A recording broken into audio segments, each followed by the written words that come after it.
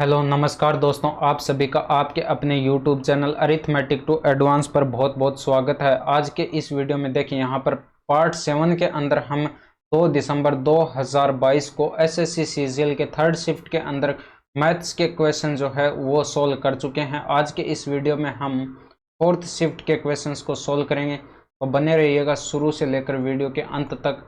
तो दोस्तों, without wasting much of your time, let me start. यहाँ पर क्वेश्चन नंबर फर्स्ट से हम स्टार्ट करते हैं। तो यहाँ पर क्वेश्चन नंबर 1 के अंदर आपको दिया गया है, ए और बी मिलकर किसी कार्य को 50 दिनों में कर सकते हैं। यदि ए बी से 40% कम कुशल है तो ए अकेले कार्य करके 60% कार्य को कितने दिनों में पूरा कर सकता है। यहाँ पर देखिए, इस क्वेश्चन के अंदर 40% की फ्रैक्शन वैल्यू क्या होती है, 2/5 हो जाएगी। यानी कि बी यहाँ पर 5 कुशलता है, बी की यहाँ पर 5 कुशलता है, तो ए की कुशलता कितनी हो जाएगी, 5 से 2 कम हो जाएगी, यानी कि ये 3 हो जाएगी। और यहाँ पर हम टोटल वर्क फाइंड आउट कर लेंगे। टोटल वर्क हमारे पास यहाँ पर देखिए, ए और बी दोनों मिलकर, यानी कि ए प्लस बी दोनों मिलकर कितने दिनों में काम कंप्लीट करते हैं, 50 दिन में करते हैं। तो ये 50 से मल्टीप्लाई कराएंगे और यहाँ पर इनके एफिशिएंसी रखेंगे, यानी कि क्षमता इनकी रखेंगे 3 + 5 और इंटू में 50। इनको सोल्व करेंगे तो 8 × 5 = 40, यानी कि 400 यूनिट ये कंप्लीट आपके पास टोटल वर्क आ जाएगा। इसके बाद क्वेश्चन के अंदर दिया गया, तो ए अकेले कार्य करके 60% कार्य को कितने दिनों में पूरा कर सकता है। तो इसका 60% कैलकुलेट कर लीजिए। 60% इसका हो जाएगा 240 हो जाएगा, ठीक है। और ये 240 यूनिट जो है ए अकेला काम करेगा। यहाँ पर एक अकेला काम करेगा, तो ए की एफिशिएंसी यहाँ पर 3 दे रखी है आपको। तो ये 240 यूनिट का काम ये 3 से डिवाइड करेंगे तो ये 80 दिन में पूरा होगा, ठीक है। तो यहाँ पर 80 दिन आपका राइट आंसर हो जाएगा। इसके बाद क्वेश्चन नंबर 2 देखिए। क्वेश्चन नंबर 2 के अंदर सभी विषयों के कुल योग में सबसे कम अंक किसने प्राप्त किए। तो सबसे कम अंक जिसने प्राप्त किए वो आपको कैलकुलेट करके बताना। तो ये विद्यार्थी हैं और ये विषय आपको दे रखे हैं। तो यहाँ पर इनका टोटल कैलकुलेट कर लीजिए, ये कितना हो जाएगा, 110, 119 हो जाएगा, 119 और ये 67, 176 हो जाएगा, ठीक है। और ये 52 और ये 90, 140 होगा, 140 और यहाँ पर 78 ऐड करेंगे तो ये 218 हो जाएगा। और इसके बाद 48, 48 ये 96 और 96 में 67 ऐड करेंगे तो ये आपके पास 163 हो जाएगा, ठीक है।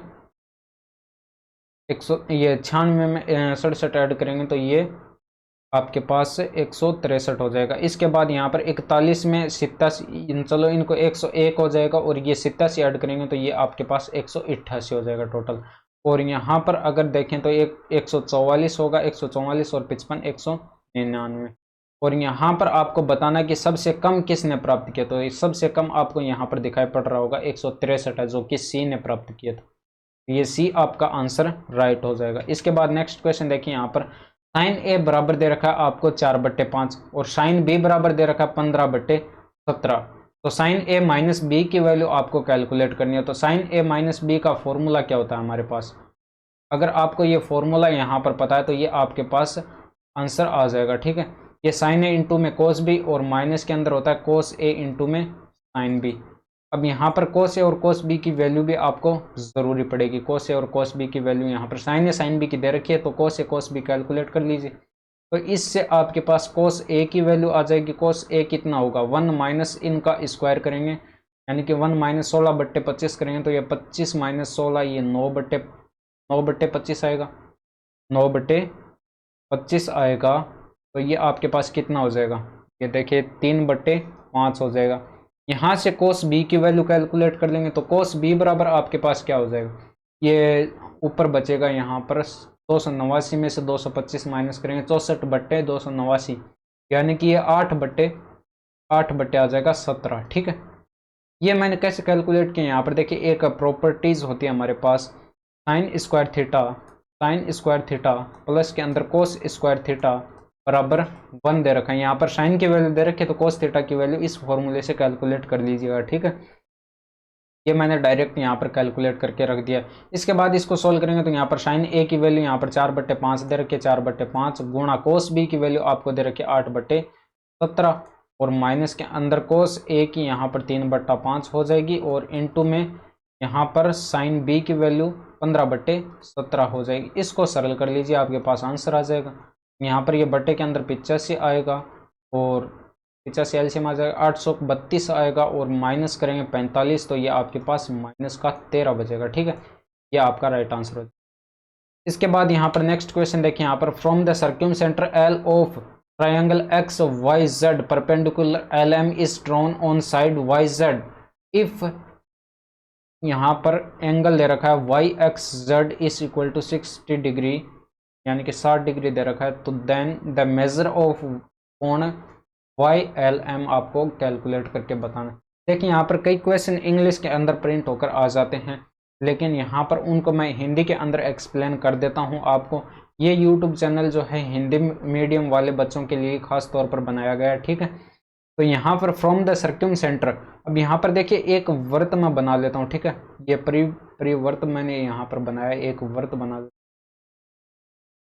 इस वर्त का केंद्र है एल है, कैपिटल एल है, और यहाँ पर ये इसके अंदर ये एक ट्राइंगल है, इसका परिवर्त है ये। ठीक है, जिसका केंद्र एल है, और ये यहाँ पर ट्राइंगल जो है एक्स वाई जेड मान लिया। ठीक है, एक्स वाई जेड ये ट्राइंगल है, और यहाँ पर परपेंडिकुलर दे रखा है L M is drawn on side Y Z, यानी कि ये वाई जेड पर इस बिंदु एल से क्या एक लंब डाला गया, परपेंडिकुलर डाला गया, और यहाँ पर ये आपको पता है कि यहाँ से y को अगर l से मिलाएंगे तो ये क्या हो जाएगी, इस परिवर्त की क्या हो जाएगी, त्रिज्या हो जाएगी, और इस l को हम z से मिलाएंगे तो ये भी क्या हो जाएगी, त्रिज्या हो जाएगी, और ये त्रिज्या होने के कारण ये आपस में क्या होंगे, बराबर होंगे। और ये यहाँ पर एल एम है, ये यहाँ पर एल एम है जो कि यहाँ पर परपेंडिकुलर है, और ये परपेंडिकुलर होने के कारण इन दोनों भुजाओं को बराबर भागों में विभाजित करेगा, बराबर भागों में बांटेगा, तो ये दोनों भुजाएं भी आपस में बराबर हो जाएंगी। और एल एम जो है दोनों त्रिभुजों में क्या है, उभयनिष्ठ है, तो यहाँ पर एस एस एस सर्वांग क्षमता नियम से ये दोनों त्रिभुज क्या होंगे, सर्वांगक्षम होंगे, और सर्वांगक्षम त्रिभुजों के सभी पार्ट बराबर होते हैं। और यहाँ पर क्वेश्चन के अंदर दिया रखा है वाई एक्स जेड बराबर क्या है, 60 डिग्री है, ये वाला कोण 60 डिग्री दे रखा है, तो यहाँ पर ये जीवा द्वारा केंद्र पर बनाया गया कोण परिधि पर बनाए गए कोण का क्या होता है, 2 गुना होता है, तो ये टोटल कोण क्या हो जाएगा, 120 डिग्री का हो जाएगा। और आपसे क्वेश्चन के अंदर पूछा गया है कि यहाँ पर ये वाई एल एम कोण कितना होगा, तो ये दोनों कोण यहाँ पर सर्वांगक्षम है, तो ये दोनों कोण क्या होंगे, बराबर होंगे, और बराबर होने के कारण ये भी 60 डिग्री का हो जाएगा और ये भी 60 डिग्री का हो जाएगा, यानी कि 120 दो बराबर भागों में बढ़ जाएगा, तो 60 डिग्री वाई एल एम आपके पास 60 डिग्री आ जाएगा। इसके बाद नेक्स्ट क्वेश्चन देखें, यहाँ पर नीचे दी गई तालिका का अध्ययन कीजिए और नीचे दिए गए प्रश्न के उत्तर दीजिए। तो यहाँ पर आपके पास इस टेबल के अंदर देश दे रखे हैं और ये परीक्षणों की संख्या दे रखी है, और ये पॉजिटिव केस दे रखे हैं, और वेंटिलेटर के लिए जिन रोगियों को भेजा गया था उनकी संख्या यहाँ पर परसेंटेज में दे रखी है।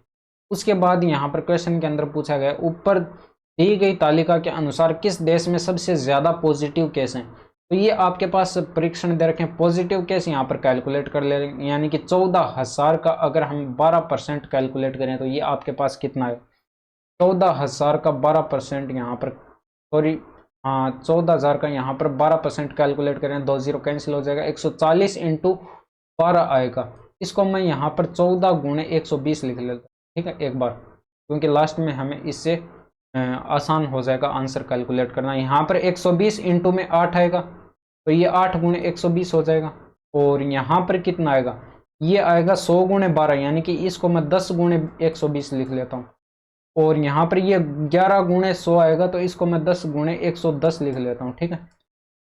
अब यहाँ पर आपको साफ साफ दिखाई पड़ रहा होगा कि यहाँ पर 140 × 120 जो है सबसे ज्यादा आएगा, क्योंकि क्वेश्चन के अंदर पूछा गया सबसे ज्यादा पॉजिटिव केस किस देश का है, यहाँ पर ये वाला यूएस का यहाँ पर सबसे ज्यादा आपको दिखाई पड़ रहा है, तो यूएस का आपके पास राइट आंसर होगा।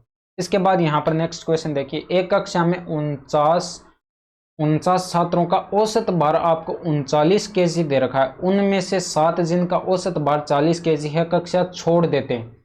अब देखिए यहाँ पर 7 जो है सात स्टूडेंट क्या गए, कक्षा को छोड़कर गए, और 40 केजी का वो उनका औसत था, ठीक है, 40 केजी उनका औसत, लेकिन कक्षा में एंटर भी 7 वापिस से कर गए, यानी कि स्टूडेंट की संख्या तो 49 ही रही, लेकिन ये वेट कितना लेकर आए, औसत वेट ये 54 केजी लेकर आए। ठीक है, तो यानी कि अधिक यहाँ पर कितना लेकर आए, 14 केजी लेकर आए। तो यहाँ पर पहले की तुलना में ये 39 ये आपके पास पहले था औसत इनका। एक स्टूडेंट यहाँ पर 14 केजी अधिक वजन लेकर आता है। ठीक है, तो यहाँ पर 7 का ये एवरेज कितना हो जाएगा, ये 7 का टोटल कितना हो जाएगा, 14 गुणे 7, और यहाँ पर ये 49 का एवरेज था। तो ये 49 से इसको डिवाइड करेंगे, ये 7 बार कैंसिल हो जाएगा, ये 2 बार कैंसिल हो जाएगा, और 39 और 2 आपके पास 41 राइट आंसर आ जाएगा। इसके बाद यहाँ पर नेक्स्ट क्वेश्चन देखिए। तो इस क्वेश्चन के अंदर आपको दे रखा है यहाँ पर दो ट्रेनें पी और क्यू स्टेशन एस और टी से एक दूसरे की ओर चलना शुरू करती हैं। उनके मिलने के बाद क्रम से टी और एस स्थान तक एस तक पहुंचने में ट्रेन पी द्वारा लिया गया समय आपको ये दे रखा है और क्यू द्वारा लिए गया समय आपको ये दे रखा है। और इसके बाद यहाँ पर दे रखा है यदि ट्रेन पी की चाल यहाँ पर ये है तो ट्रेन क्यू की चाल आपको कैलकुलेट करनी है यहाँ। ठीक है, तो इसको कैलकुलेट करने के लिए यहाँ पर इस तरह के क्वेश्चन को कैलकुलेट करने के लिए आपको एक फॉर्मूला यहाँ पर ये ध्यान रखिए। फॉर्मूला आपके पास होता है कि यहाँ पर पहली ट्रेन की जो चाल दे रखी है पी की, और डिवाइड करेंगे इसको क्यू की ट्रेन की चाल से, यानी कि पी बटे क्यू का अनुपात बराबर होता है यहाँ पर अंडर के अंदर T2, यानी कि दूसरी ट्रेन द्वारा लिया गया समय, क्यू ट्रेन द्वारा लिया गया समय बट्टे के अंदर T1 पहली ट्रेन द्वारा लिया गया समय। ये वाला फॉर्मूला अगर हम लगाकर इस क्वेश्चन को सॉल्व करेंगे तो हमारे पास आंसर आ जाएगा। ठीक है, तो यहाँ पर इसको सॉल्व करेंगे तो हमारे पास क्या आएगा आंसर, देखिए पी की यहाँ पर दे रखी है 45 किलोमीटर प्रति घंटा चाल, और क्यू की मैंने मान ली x है। ठीक है, क्यू की मैंने मान ली x किलोमीटर प्रति घंटा है, और अंडर के अंदर हम रखेंगे T2 की वैल्यू। देखिए यहाँ पर T2 कितना होगा, T2 कितना होगा आपके पास, T2 यहाँ पर कैलकुलेट करने के लिए ये 3 घंटे 20 मिनट दे रखा है। तो 3 घंटे 20 मिनट को यहाँ पर घंटे में बदलेंगे तो 60 से डिवाइड करेंगे तो 1/3 आएगा प्लस के अंदर, और ये 1/3 यानी कि 3 त्रिका 9 प्लस 1 यानी कि 10/3 हो जाएगा। और इसी तरह से आप T1 भी कैलकुलेट कर लीजिए। तो यहाँ पर ये 4 घंटे 48 मिनट है, 4 प्लस के अंदर 48 को 60 से डिवाइड करेंगे, फिर 12 से कैंसिल हो जाएगा, 12 4 48 और 12 पंजे 60, और इसको सॉल्व करेंगे तो 5 चौके 20 और 20 24/5 आ जाएगा। ठीक है, ये वैल्यू यहाँ पर रख दीजिए इस क्वेश्चन के अंदर। तो ये आप ऊपर रखेंगे T2 की वैल्यू यानी कि 10/3 आएगा, और बट्टे के अंदर आएगा आपके पास 24/5। इसको सॉल्व करेंगे तो ये 5 ऊपर जाएगा यानी कि ऊपर 50/72 आ जाएगा, 24 3 72। ठीक है, 50/72 काटेंगे इसको तो ये ऊपर 25 आएगा, और यहाँ पर नीचे कितना आएगा 36 आएगा, 2 से कट जाएगा।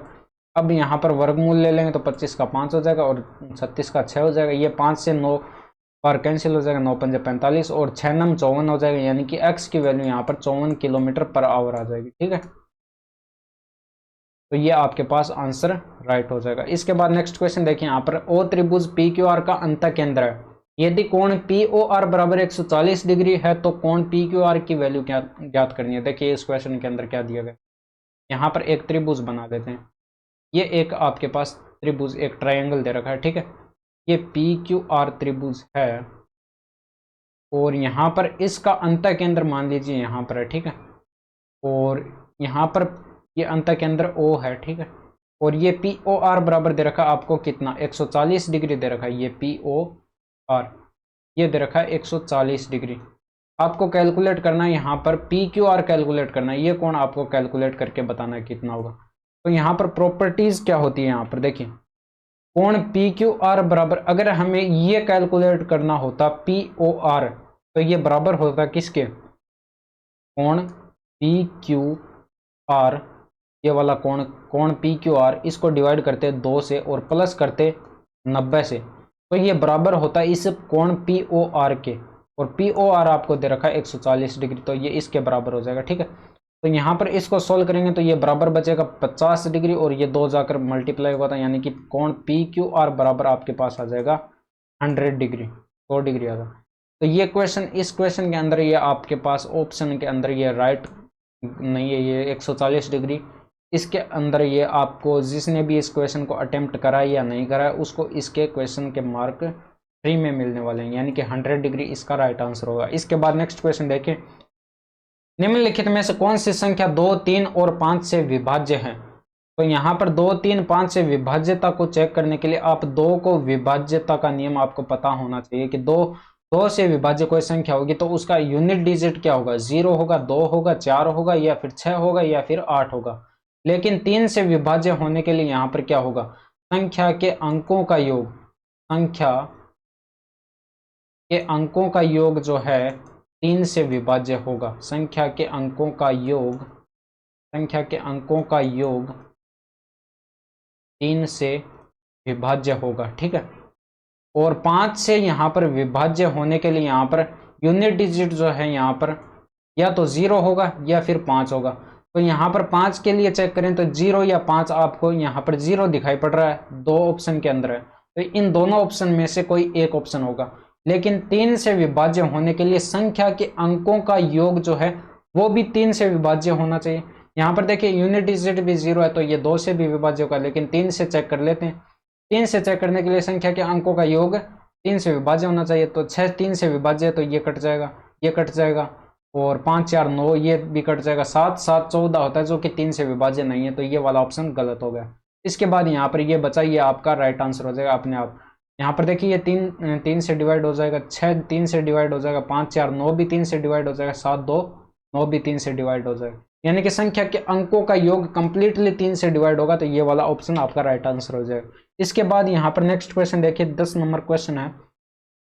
इस क्वेश्चन के अंदर एक दुकानदार 2750 के अंकित मूल्य वाली घड़ी पर 2 क्रमिक छूट देता है। दी गई पहली छूट आपको 10% है।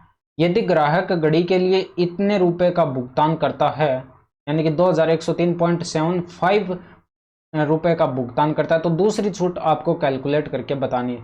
यहाँ पर पहली 10% दे रखी है, दूसरी x% मान लीजिए, ठीक है।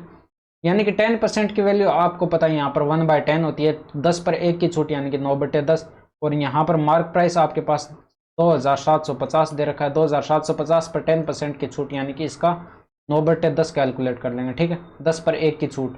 और यहाँ पर x% की छूट है तो 100 में से माइनस करेंगे x, और परसेंटेज के लिए इसके बट्टे में 100 लगाएंगे, और बराबर आपके पास ये जो भुगतान किया था ये SP, ये भुगतान किया था ये इसका आ जाएगा, ठीक है, ये 2103.75 आएगा। यहाँ पर इसको सरल कर लीजिए तो ये बट्टे के अंदर 100 आएगा, ये 100 से 100 कट जाएगा, और यहाँ पर ये 1 0 से 1 0 कट जाएगा, ठीक है, और ये 25 से काटेंगे तो ये 11 बार कटेगा, ठीक है, और यहाँ पर इसको 25 से काटेंगे तो ये 25 8 200 होगा, और 10 बचेगा शेषफल, ये 25 100 के 100 होगा, और 3 बचेगा शेषफल, ये 25 से कम 25 होगा, ये 12 बचेगा, और 25 5 125, और ये 11 से यहाँ पर फिर से कट रहा है, यानी कि 11 7 77 होगा, और बचेगा हमारे पास ये 7, शेषफल बचेगा 7, उतारेंगे 1, 11 6 66, और फिर यहाँ पर शेषफल बचेगा 5,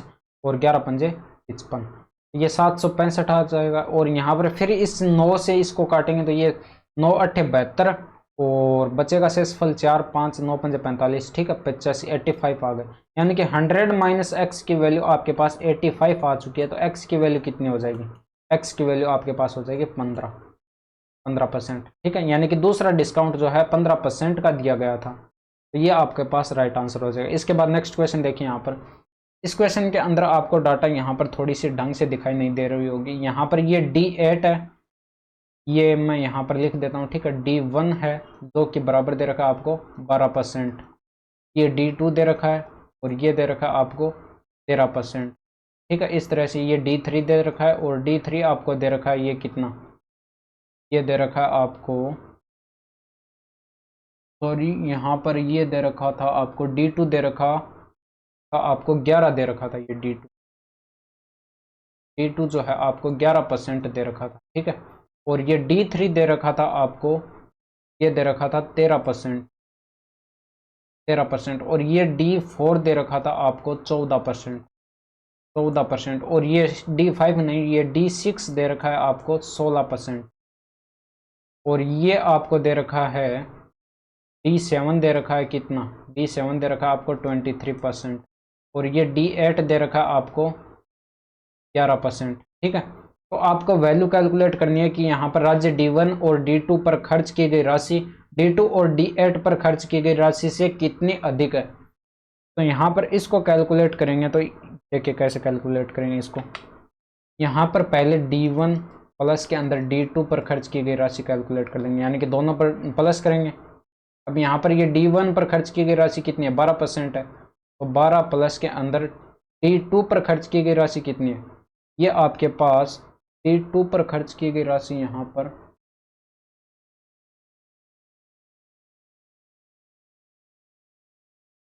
ये 12% थी। 1 मिनट, यहाँ पर डाटा जो है ढंग से दिखाई नहीं दे रहा है, तो ये यहाँ पर D1 नहीं होगा, ये D4 होगा। यहाँ पर D1 प्लस D4 होगा, और D4 की वैल्यू यहाँ पर 14% दे रखी है, ठीक है।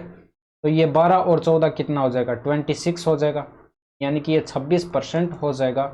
और यहाँ पर कैलकुलेट करेंगे ये D2 और D8 का कुल धन, यानी कि कुल राशि कैलकुलेट करेंगे तो D2 प्लस D8, और D2 की राशि यहाँ पर दी गई है 11%, तो यहाँ पर ये भी 11 दे रखी है, और ये टोटल आपके पास हो जाएगा 22%। इनका डिफरेंस कैलकुलेट करें तो ये यहाँ पर ये +4, यानी कि 4 अधिक दिखाई पड़ रहा होगा। अब यहाँ पर देखिए ये टोटल राशि आपके पास दे रखी है यहाँ पर 49,62,62 की राशि दे रखी है आपको, और इसका 4% कैलकुलेट करेंगे तो ये 2 0 से 2 0 कट जाएगा, और इसको 4 से मल्टीप्लाई कर दीजिए, आपके पास आंसर आ जाएगा, यानी कि 0 आएगा, 4 दूनी का 8 आएगा, 6 चौके 24 का 4 आएगा, हासिल 2 आएगी, 9 चौक 36, 2 38 आएगा, हासिल 3 आएगी, 4 चौक 16 और 3 19। तो ये आपके पास राइट आंसर हो जाएगा, ठीक है। इसके बाद नेक्स्ट क्वेश्चन देखिए। इस क्वेश्चन के अंदर आपको दे रखा है k+1/k = 3 दे रखा है, तो यहाँ पर k/k⁻3 प्लस k⁻3 की वैल्यू कैलकुलेट करनी है, तो ये आपके पास कितना हो जाएगा, 3⁻3 माइनस के अंदर 3 गुणा 3, तो 27 माइनस करेंगे 9, तो आपके पास 18 राइट आंसर है। इसके बाद नेक्स्ट क्वेश्चन देखिए। यहाँ पर ये क्वेश्चन एक विश्वविद्यालय के पुस्तकालय में गणित, भौतिकी और रसायन विज्ञान की पुस्तकों की संख्या का अनुपात आपको ये दे रखा है। इन पुस्तकों में क्रमशः 10%, 5% और 5% की वृद्धि करने का प्रस्ताव, वृद्धि के बाद पुस्तकों की संख्या का अनुपात क्या होगा, ये आपको कैलकुलेट करके बताना। तो पहले अनुपात 8:5:9 था। अब यहाँ पर देखिए 8 में 10% की वृद्धि की गई है, यानी कि 10 पर 1 की वृद्धि 11/10 होगा, तो 8 गुणे 11/10, और यहाँ पर 5% की वृद्धि की गई, यानी कि 20 पर 1 की। यहाँ पर देखिए फ्रैक्शन वैल्यू पता होनी चाहिए, मैं फ्रैक्शन वैल्यू से यहाँ पर कर रहा हूँ, ठीक है। 20 पर 1 की वृद्धि यहाँ पर ये 21/20 आएगा, और यहाँ पर भी 5% की वृद्धि, यानी कि ये 21/20 हो जाएगा, ठीक है। और यहाँ पर अनुपात कैलकुलेट करें तो ये 0 से 0, 0 से 0, यहाँ पर तीनों अनुपात में कैंसिल हो जाएगा।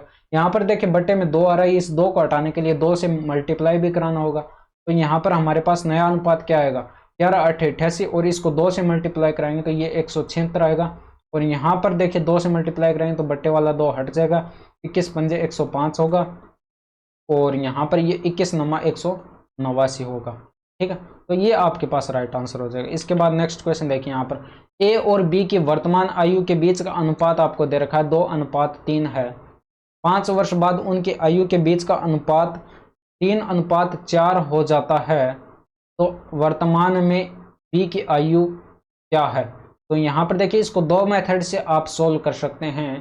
पहला अनुपात यहाँ पर दे रखा है A/B, यानी कि बराबर दे रखा है 2:3, और दूसरा अनुपात इनका 5 साल बाद यहाँ पर देखें तो A+5 और B+5 बराबर दे रखा आपको कितना, ये आपको दे रखा है 3:4 दे रखा है। तो इसको सोल्व करेंगे तो हमारे पास क्या आएगा, 4A प्लस के अंदर 20 = 3B प्लस के अंदर 15।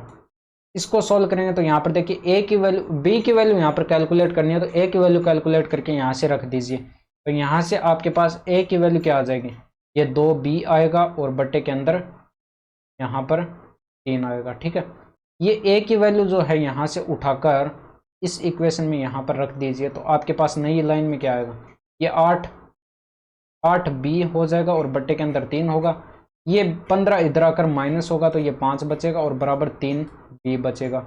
और ये आपके पास क्या बचेगा, अब यहाँ पर देखिए ये 5 बच गया इधर, और ये बराबर इधर जाकर माइनस होगा, 3B माइनस के अंदर 8B, और डिवाइड करेंगे इसको 3 से, तो ये आपके पास कितना बचेगा, 3 त्रिका 9, यानी कि b/3 बचेगा इधर, और b बराबर आपके पास यहाँ पर आ जाएगा 15। b बराबर आपके पास आ जाएगा 15। यहाँ पर अगर इसका सेकंड मेथड देखें तो यहाँ पर देखिए सेकंड मेथड से भी इसको कर लीजिए। यहाँ पर मेथड सेकंड, ये देखिए a अनुपात b यहाँ पर दे रखा आपको 2:3, 2:3 दे रखा है, और दूसरा आपको दे रखा है यहाँ पर अनुपात दे रखा है 5 वर्ष बाद इनकी आयु का अनुपात, यानी कि a+5 और b+5, b+5, यानी कि ये आपको दे रखा है कितना, 3:3 दे रखा है आपको, 3:4 दे रखा है। यानी कि यहाँ पर देखें तो 1 की वृद्धि हो रही, 1 अनुपात की वृद्धि हो रही है, ठीक है, और कितने साल में हो रही है, यानी कि 5 साल में हो रही है। तो यानी कि 1 यूनिट की वैल्यू हमारे पास कितनी आ जाएगी, 5 आ जाएगी। तो यहाँ की b की वैल्यू आपको कैलकुलेट करनी थी, b की वैल्यू आपको कैलकुलेट करनी थी। तो यहाँ पर b की वैल्यू कैलकुलेट करेंगे तो आपके पास क्या आ जाएगा, ये 3 को 5 से गुणा कराएंगे तो ये 5 त्रिका 15 आ जाएगा। ओके फ्रेंड्स, तो यहाँ पर ये 15 वर्ष हो जाएगा। इसके बाद नेक्स्ट क्वेश्चन देखिए, इस क्वेश्चन के अंदर दे रखा है, यहाँ पर देखिए एक आकृति दे रखी है। तो इस क्वेश्चन को सोल्व करने के लिए यहाँ पर मैं एक डायग्राम, ये यहाँ पर देखिए थोड़ा सा बड़ा बना लेता हूँ, ये वाला डायग्राम, ये ठीक है।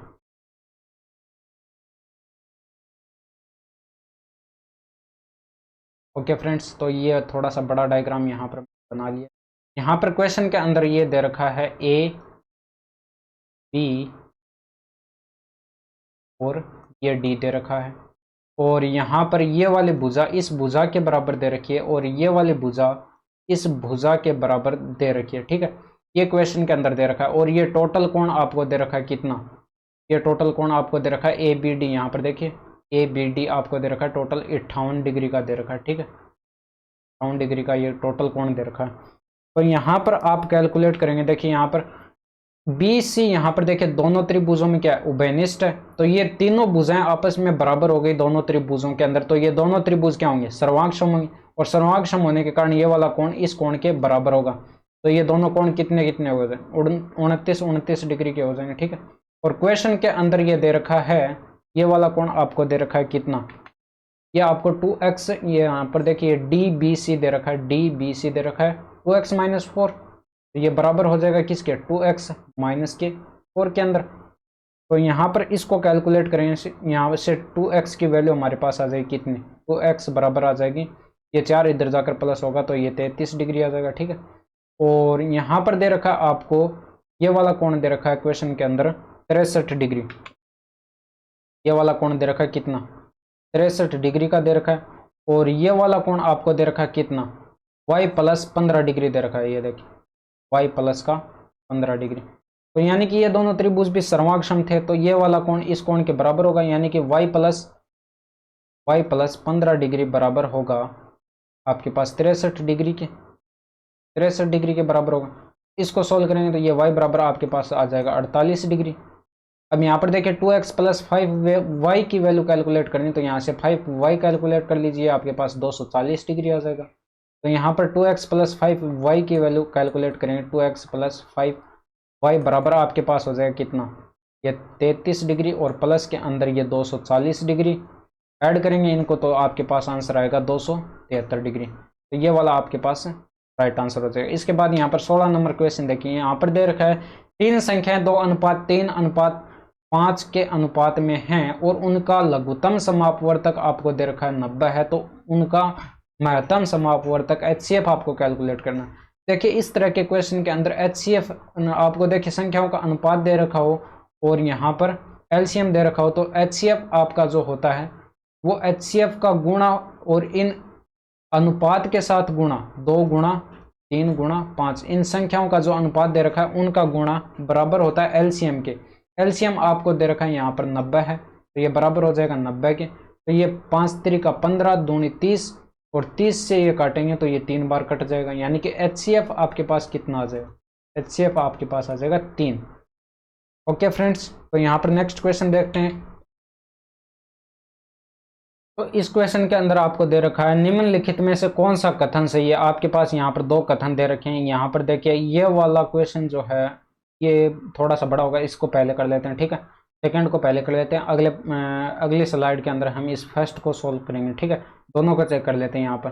तो ये आपके पास 8 यहाँ से कॉमन आएगा। ठीक है, ब्रैकेट में बचेगा x प्लस 1/x और बराबर आएगा -16 और ये 8 से कटेगा तो ये -2 यानी कि यहाँ पर -2 आएगा। ठीक है, और ये सिर्फ और सिर्फ x बराबर -1 पर ही पॉसिबल है। यहाँ पर देखिए x की वैल्यू अगर आप -1 रखेंगे, यहाँ पर भी -1 होगा तो -1 -2 हो जाएगा। तो यहाँ पर भी आप इसको सोल्व करेंगे तो ये आपके पास आंसर आ जाएगा कितना, यहाँ पर ये -1 होगा की पावर 197 होगी और प्लस के अंदर ये आपके पास आएगा -1 की पावर -197। ठीक है, तो यहाँ पर देखिए अगर -1 की पावर विषम है तो हमारे पास -1 ही आएगा, ये भी -1 ही आएगा और ये बराबर -2 के होगा। लेकिन हमें यहाँ पर 2 दे रखा है तो ये वाला कथन जो है ये गलत दे रखा है आपको। ठीक है, फर्स्ट को चेक करते हैं। ठीक है, यहाँ पर देखिए ये थोड़ा सा बड़ा होगा, यहाँ पर इसको नेक्स्ट स्लाइड में यहाँ पर सोल्व करते हैं। तो यहाँ पर देखिए ये a² - b² का फॉर्मूला यहाँ से यहाँ तक बनता हुआ दिखाई दे रहा है। ठीक है, a² - b² का फॉर्मूला इन सभी जगह यहाँ पर a² - b² का फॉर्मूला हम लगाएंगे और लास्ट में यहाँ पर 2 का स्क्वायर -1 का स्क्वायर पर भी यहाँ पर एक फॉर्मूला लगाएंगे।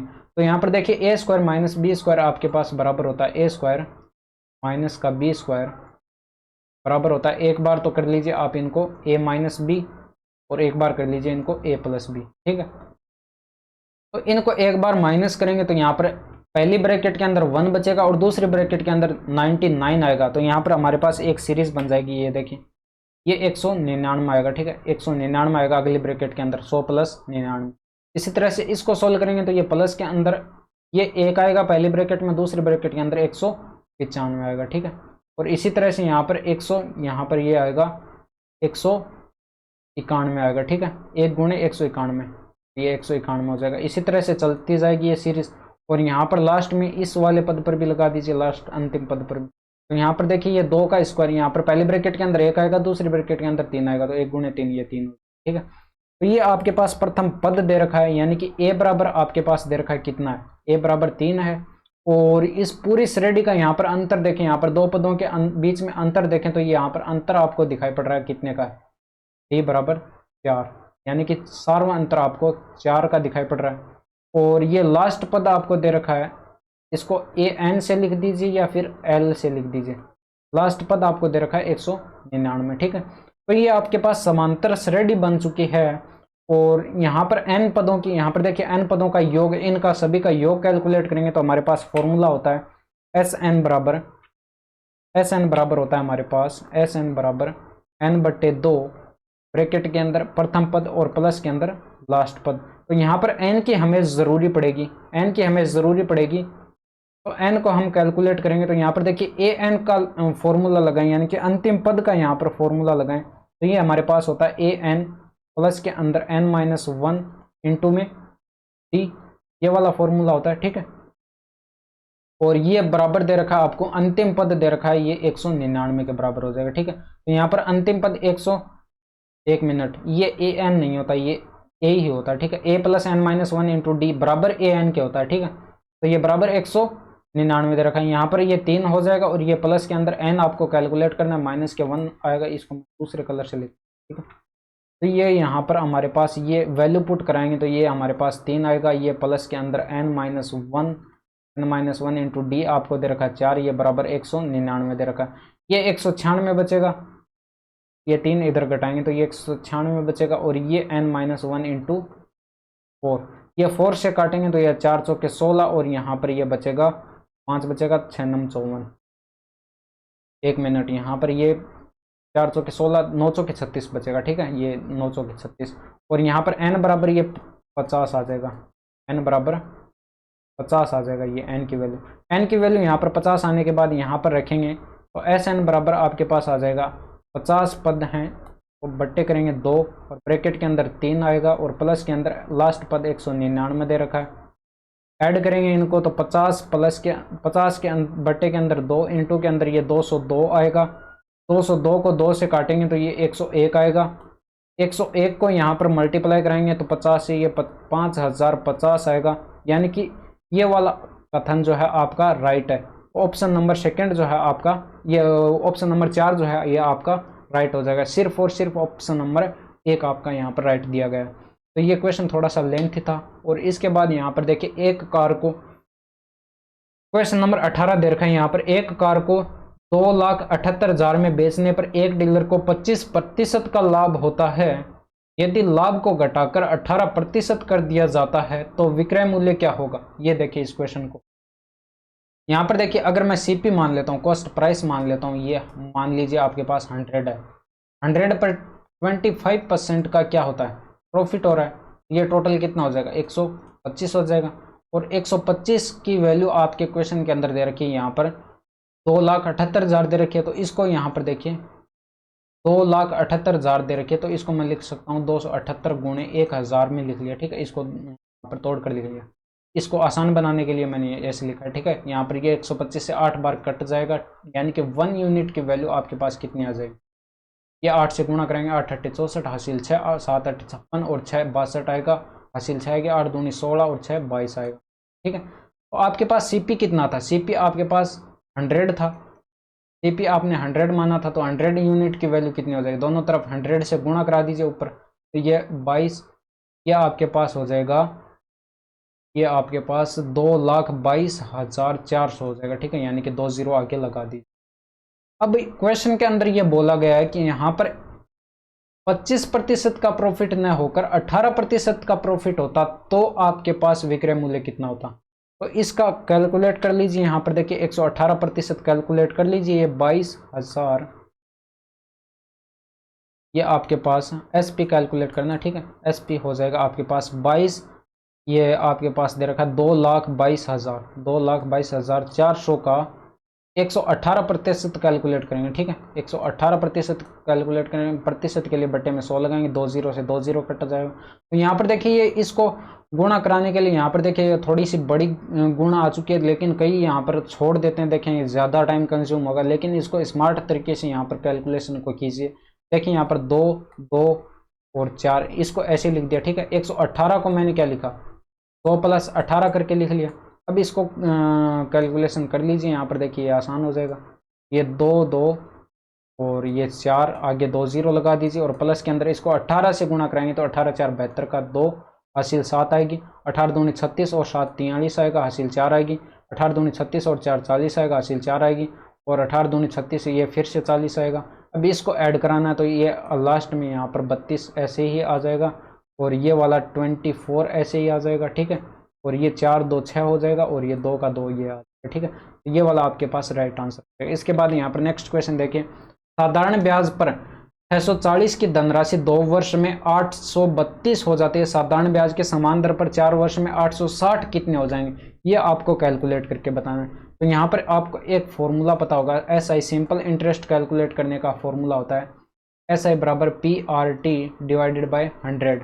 यहाँ पर देखिए P मूलधन है और R रेट ऑफ इंटरेस्ट और T समय है। तो यहाँ पर आपके पास ये आंसर क्या हो जाएगा, देखिए 640 की यहाँ पर P की जगह 640 रखेंगे, P की जगह हम रखेंगे 640, और गुणे रेट ऑफ इंटरेस्ट दे नहीं रखिए तो R रख देंगे, और समय दे रखा आपको 2 साल का, और डिवाइड करेंगे 100 से, और ये बराबर हो जाएगा किसके, यहाँ पर देखिए टोटल राशि आपके पास 832 हो जाती है। तो 832 में से घटाएंगे कितना, 640, तो आपके पास यहाँ पर सिंपल इंटरेस्ट आ जाएगा, ये बराबर हो जाएगा, और यहाँ पर ये घटाएंगे तो इसके अंदर देखिए आपको 192 बचेगा, और यहाँ पर देखिए 1 जीरो से ये 1 जीरो कट जाएगा, और ये 8 8 64 होगा, और इसको 8 से काटेंगे तो ये 8 दूनी का 16 होगा, और यहाँ पर बचेगा 32, 8 के 32 यानी कि 24 आएगा। फिर 8 से कट रहा है यानी कि 3 बार कट जाएगा, तो ये यहाँ पर आपके पास 30 आएगा, इधर 30/2 आ जाएगा। रेट ऑफ इंटरेस्ट आपके पास आ जाएगी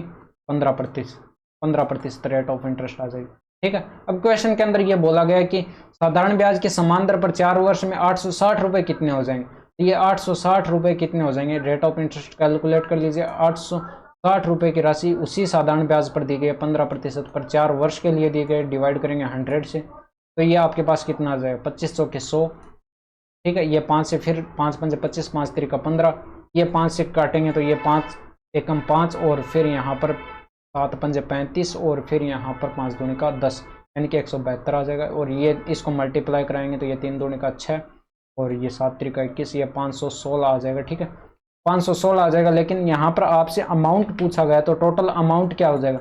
टोटल अमाउंट आपके पास 860 था और इसमें ऐड करेंगे सिंपल इंटरेस्ट 516, तो यहाँ पर ये आपके पास 1373 राइट आंसर आ जाएगा। इसके बाद नेक्स्ट क्वेश्चन देखिए, यहाँ पर 20 नंबर क्वेश्चन। यदि एक समबाहु त्रिभुज की भुजा 20 सेंटीमीटर है तो उसका क्षेत्रफल कैलकुलेट करना है। तो समबाहु त्रिभुज का क्षेत्रफल क्या होता है? √3/4 इंटू में भुजा स्क्वायर होता है। तो ये आपके पास √3 बटे के अंदर 4 गुणे भुजा स्क्वायर यानी कि 20 का स्क्वायर, यहाँ पर 400 होगा। ये आपके पास 100√3 आ जाएगा। ठीक है, इसके बाद नेक्स्ट क्वेश्चन देखिए, यहाँ पर 21 नंबर क्वेश्चन देखिए, यहाँ पर tan a + cot a बराबर दे रखा है 2। तो आपके पास यहाँ पर इसकी वैल्यू कैलकुलेट करनी है। 2tan² a + cot² a। तो यहाँ पर देखिए ये a की वैल्यू अगर मैं यहाँ पर 45 डिग्री लूँ और यहाँ पर भी 45 डिग्री लूँ तो यहाँ पर tan a और cot a का tan 45 और cot 45 का यहाँ पर मान कितना हो जाएगा? 1 और 1 + 1 कितना होगा? 2 होगा। तो यहाँ पर भी a की वैल्यू 45 डिग्री रख दीजिए, यानी कि 45 डिग्री पर वो वाली समीकरण संतुष्ट हो रही है। 45 डिग्री पर ये वाला आंसर भी आपके पास राइट आएगा। तो यहाँ पर 45 डिग्री रखेंगे तो 1 का स्क्वायर + 1 का स्क्वायर यानी कि 1 + 1 आएगा, यानी कि बराबर 2 गुणे ब्रैकेट के अंदर 1 + 1 यानी कि 2 गुणे 2, ये आपके पास 4 आएगा आंसर। इसके बाद नेक्स्ट क्वेश्चन देखिए, यहाँ पर ये क्वेश्चन दे रखा है 1 - cos थीटा बट्टे साइन थीटा बराबर 1/5 दे रखा है। तो 1 + cos थीटा बट्टे साइन थीटा की वैल्यू कैलकुलेट करनी है। तो इसको सोल्व करने के लिए यहाँ पर देखिए 1 - cos थीटा है और बट्टे के अंदर आपके पास साइन थीटा है। इसको ऊपर और नीचे 1 + cos थीटा से गुणा करा दीजिए, 1 + cos थीटा से, और इसके अंदर बट्टे के अंदर 1 + cos थीटा। ये देखिए आपको प्रैक्टिस के साथ आएगी, त्रिकोणमिति ऐसे ही नहीं आती। ठीक है, यानी कि बराबर ये 1/5 आएगा। ये मैंने गुणा क्यों कराई, ये आप यहाँ देखिए कट जाएगा, यानी कि फिर से बराबर हो जाएगा, इसलिए मैं गुणा करा सकता हूँ, कोई फर्क नहीं पड़ेगा।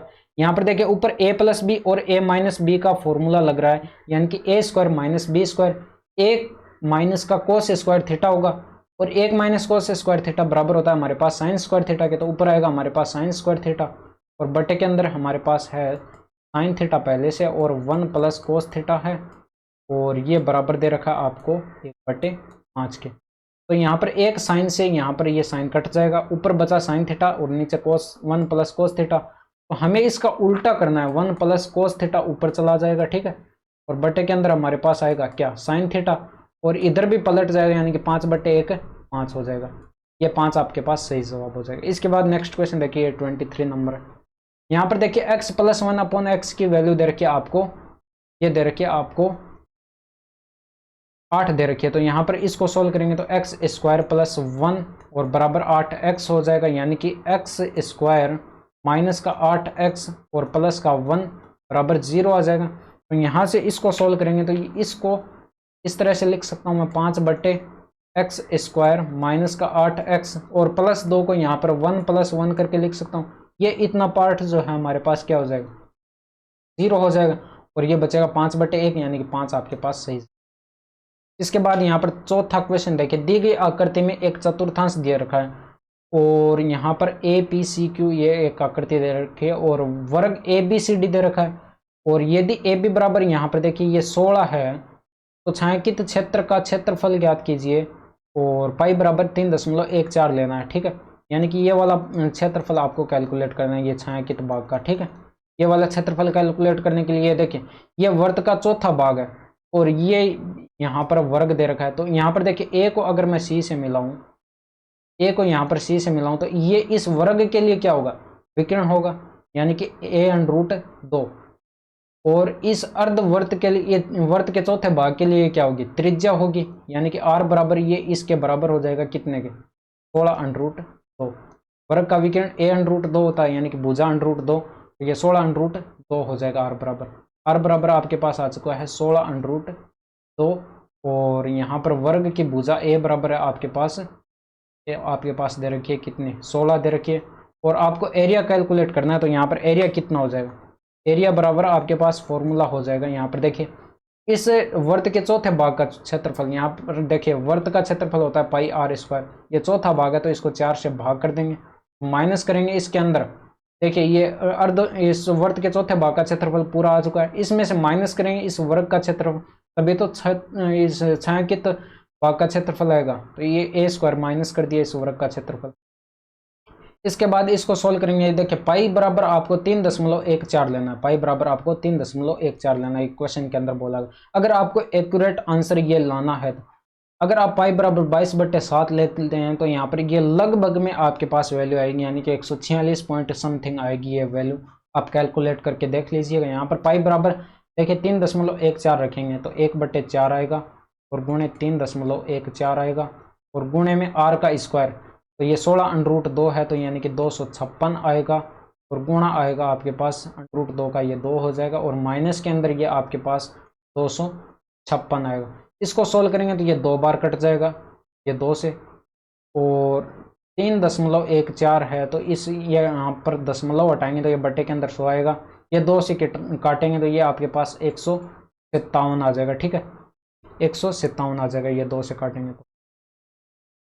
अब यहाँ पर इसको सोल्व करेंगे तो यहाँ पर देखिए आपके पास आंसर आएगा 157 गुणे 256,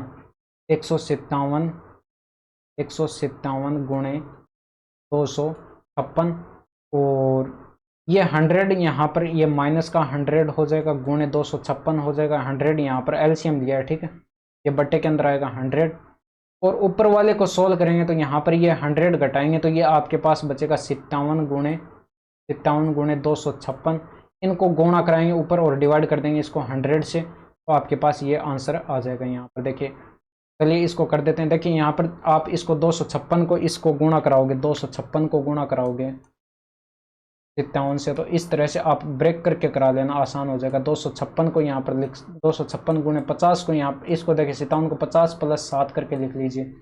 अब इसको 50 से मल्टीप्लाई कराएंगे तो 5 × 30, ये आगे एक 0 है, 5 × 30 हासिल 3, 5 × 5 = 25, 3 × 28 हासिल 2, और 5 × 2 = 10 और 2 = 12, यानी कि 12,800 आ जाएगा। और प्लस के अंदर इसको 7 से मल्टीप्लाई करेंगे तो 7 × 6 = 42, 7 की आएगी आपके पास 4, और 7 × 5 = 35, और 4 हो जाएगा 39, हासिल 3 आएगी, 7 × 2 = 14 और 3 ये 17 आ जाएगा। ठीक है, इनको ऐड करा लीजिए तो ये आपके पास 92 लास्ट में आएगा ही, और ये 7 8 हो जाएगा आपके पास 15, और ये हासिल 1 आएगी, और यहाँ पर ये 2 और 1 3, ये 4 हो जाएगा, और ये 1 आ जाएगा, यानी कि आपके पास ये आंसर आ जाएगा कितना, 14 ऊपर आएगा, और 14,092/100 था। 2 गिन के आप दशमलव लगा दीजिए, 2 स्थान पर दशमलव लगा दीजिए, यहाँ पर 145.92 आपका राइट आंसर आ जाएगा।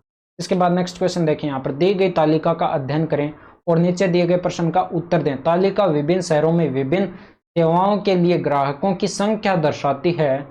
यहाँ पर दे रखा है, ये देखिए यहाँ पर दे रखा आपको शहर दे रखे हैं, सेवाएं दे रखी हैं, और इधर की साइड आपको ये शहर दे रखे हैं XYZ। अब यहाँ पर देखिए क्वेश्चन के अंदर पूछा गया किस सेवा में प्रति शहर ग्राहकों की औसत संख्या सबसे अधिक होगी। तो यहाँ पर इनको कैलकुलेट कर लीजिए, इनका औसत कैलकुलेट करना, तो इनको जोड़ दीजिए और फिर 3 से डिवाइड कर दीजिए। तो इनको जोड़ेंगे तो ये आपके पास 600 आएगा, यानी कि 775 ये ऊपर हो जाएगा। ठीक है, 775, और डिवाइड करेंगे इसको कितने से, 3 से डिवाइड करेंगे। अब यहाँ पर देखिए इनको भी ऐड कर दीजिए तो ये आपके पास आएगा ये 260 460 हो जाएगा, और ये आपके पास 650/3 हो जाएगा। ठीक है, 650/3, और इनको ऐड करेंगे तो यहाँ पर ये 330 और 530 और ये 730 हो जाएगा। ठीक है, 730, और इसको डिवाइड करेंगे 3 से, और यहाँ पर इनको ऐड करेंगे तो ये आपके पास कितना हो जाएगा, ये 190 होगा, और 190 ये आपके पास 230 और 430 और 330 हो जाएगा 760। तो 760 डिवाइड करेंगे 3 से, तो यहाँ पर देखिए 3 से तो सभी कैलकुलेशन यहाँ पर डिवाइड हो रहे हैं, लेकिन यहाँ पर अंश में जो सबसे ज़्यादा होगा उसका आंसर हमारे पास सबसे ज़्यादा आएगा। क्वेश्चन के अंदर सबसे ज़्यादा पूछा गया, तो यहाँ पर अंश के अंदर ऊपर, यानी कि अंश में सबसे ज़्यादा इसके अंदर आपको दिखाई पड़ रहा है, तो यहाँ पर ए का जो डाटा है वो सबसे ज़्यादा हो जाएगा। ठीक है, तो ये थे आपके टोटल 25 क्वेश्चंस आज के इस पार्ट 8 के अंदर। मिलते हैं आपसे नेक्स्ट वीडियो के अंदर 3 दिसंबर 2022 के फर्स्ट शिफ्ट के साथ में। तो यहाँ पर आपको ये कंप्लीट क्लास कैसी लगी कमेंट करके ज़रूर बताइएगा। अगर आपको क्लास पसंद आई हो तो वीडियो को लाइक करिएगा, चैनल को सब्सक्राइब करिएगा, और वीडियो को अपने दोस्तों के साथ भी शेयर कीजिएगा। तो दोस्तों that's all for today, thank you, धन्यवाद, बाय बाय, टेक केयर।